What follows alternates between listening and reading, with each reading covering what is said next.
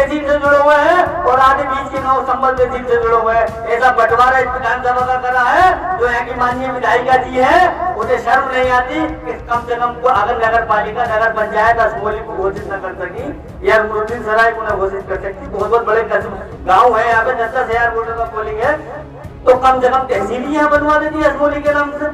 लेकिन वोट चाहिए मेरे लोग, मेरे गयूर कौम के लोग यहाँ पे बुजुर्ग 60, 70 साल के लोग बैठे हुए हैं। आपको सोचना पड़ेगा इस कलयुग के अंदर किसी भी पार्टी ने हमारी आवाज नहीं सुनी। अगर कोई हमारी आवाज पार्लियामेंट के अंदर उठाने वाले हैं, हमारे माननीय तिवारी जी ने आपको उस सांसद जी का नाम बताया कि जिन्होंने आजाद भारत में जब से 40 साल की मेरी उम्र है, कुछ लोग हैं 76 साल के भी बैठे हैं, जो बात उन्होंने कही मैं उसे तायद करता हूँ। हमारा अल्पसंख्यक लेके भी पार्लियामेंट में आज तक जितने भी सांसद बैठे हुए हैं उन पार्टियों के, उन्होंने कभी मुसलमान लेके हमें बना मुस्लिम नहीं पुकारा। लेकिन जिस दिन संबल के अंदर जुल्म जाती होती है, एक सांसद जो नगीने की सरजमी से जीत के जाते हैं भाई चंद्रशेखर जी आजाद, जब संबल में जुल्म जाती हो रही थी तो उन्होंने उस पार्लियामेंट के अंदर सबसे पहले अगर आवाज उठाई संबल के जुल्म के खिलाफ, तो भाई चंद्रशेखर जी ने अल्पसंख्यक के नहीं उठाई। कहा मुसलमानों में जुल्म हो रहा है, एक बड़ी कौम पे जुल्म हो रहा है। और जब ये आवाज उठाई तो अगले दिन आपने भाई ने गाड़ी उठाई और राजनाथ टोल टैक्स पे सबसे पहले संबल की तरफ को रोक कर दिया। बताइए उसके बाद में आपने कभी देखा राहुल गांधी जी को किसी टोल टैक्स पे किसी शहर के अंदर आंदोलन कर रहे हो? ये भाई चंद्रशेखर जी की अगर वो संबल को नहीं आते तो राहुल गांधी जी भी नहीं अपने घर से निकलते, अखिलेश यादव जी भी किसी को नहीं भेजते। मेरे भाइयों, ऐसा नेता तारीख के अंदर माननीय बाबा भीमराव अम्बेडकर जी अब से 134 साल पहले इस दुनिया में पैदा हुए थे। उसके बाद उन्होंने संघर्ष करा। आपके बाद में माननीय काशीराम जी आपकी लड़ाई लड़ी। और इस कलयुग के अंदर ये जुल्म जाति का दौर चल रहा है, इस दौर के अंदर अगर कोई नेता सही से मुसलमानों की आवाज, दलितों की आवाज, पिछड़ों की आवाज, आदिवासियों की आवाज, दबे कुचलों की आवाज, जहाँ भी जुल्म होता है पूरे भारत के अंदर कोई नेता मौके पर नहीं बोलता।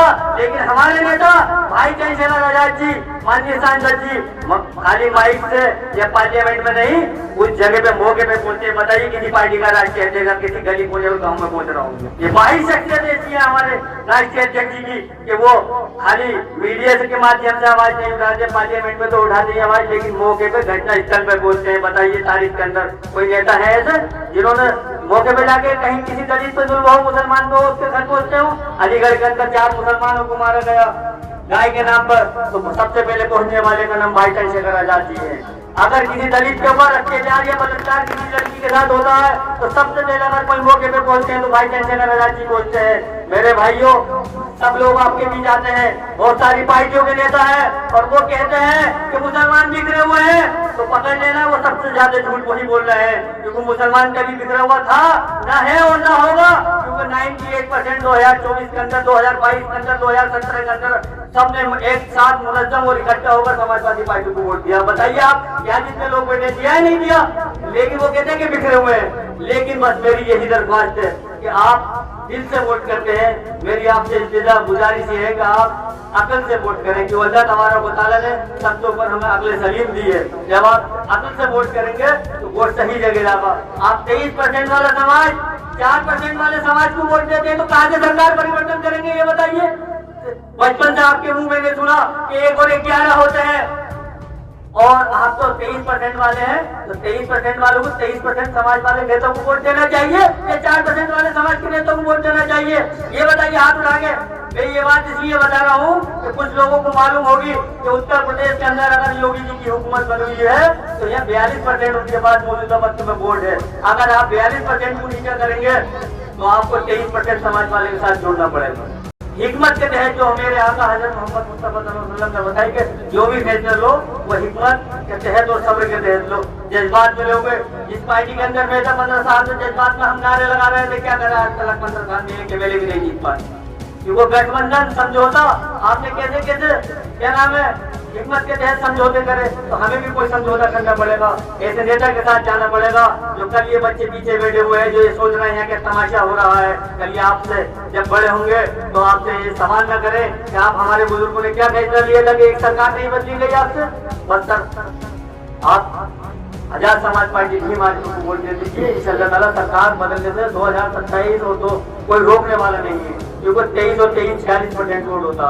सरकार नारों से नहीं बदली जाती, जज्बातों से नहीं बदली जाती, सरकार वोटों से बदली जाती है। ये भारत है, ये भारत सबका है, हमारा है, आपका है। कोई ये कहे कि ये भारत आपका नहीं है। और मैं एक बात और खास तौर से बताना चाहता हूँ, आजाद भारत के अंदर दलित समाज जो जाटव समाज कहलाया जाता है, मुसलमानों हर गांव के अंदर जाटव और मुसलमानों की आबादी मिक्स है। एक भी झगड़ा धार्मिक विवाद हमारे बीच में नहीं है।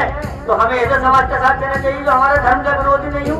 आप उस समाज का साथ देते हैं जो आपके धर्म का विरोधी है। मुजफ्फरनगर दंगे के रूप में आपको देते हैं। आपकी मस्जिदों के खिलाफ जब कोई कार्रवाई होती है, मदरसों के खिलाफ कार्रवाई होती है, तो उनके खिलाफ कोई नेता आपकी आवाज उठाने वाला नहीं होता। आप जो है ऐसे समाज को वोट दीजिए जो आपके साथ खड़ा है। अगर बाबा साहब ने संविधान के अंदर हमें हक और हुकूक न दिए होते तो आज ये लोग हमें सबका भारत से निकाल दिए होते।